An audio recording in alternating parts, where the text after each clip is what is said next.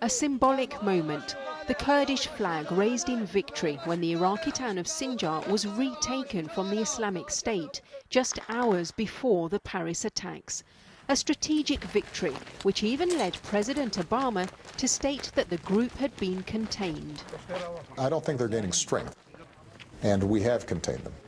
President Obama said that he had contained ISIS, ISIS was contained. The fact is now we know that it isn't. We've underestimated ISIS. First and foremost, it's a global jihadist organisation with global ambitions. ISIS may be on the retreat in some parts of Syria and Iraq, although the boundaries of its territory shifts every day. But at a time of weakness here, the group is trying to project an image of strength elsewhere. It was quick to claim responsibility for Paris, but was the group directly involved in ordering and planning the attacks, or did it merely inspire them?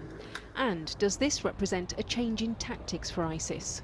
Somehow, ISIS needs to buoy up its momentum narrative. It's the idea of joining a winning cause, joining something which is on the offensive, which is so attractive to global jihadists, but also people within the region who are joining for political reasons. So what better way to do that than lash out abroad, kill a load of civilians, get into the papers, get into the television media on your own terms. That's exactly what ISIS is doing here.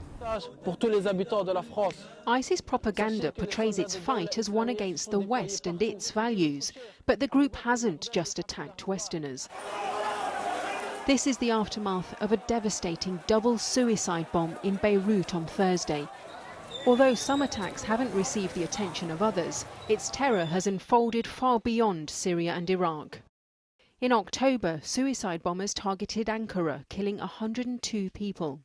Last month, ISIS claimed responsibility for downing the Russian plane over Sinai. And just in the last week, there was the suicide attack in Beirut.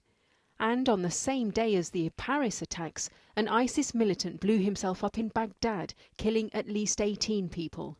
The international community needs to find a political solution to the problem, a political solution to the future of Syria, which means removing Daesh, which means dealing with the issue of the Assad regime.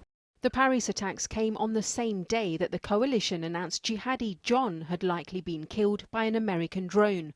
Although a hugely important target, world leaders gathering today for the G20 will be grimly aware that these gains do not mean that ISIS is on the run.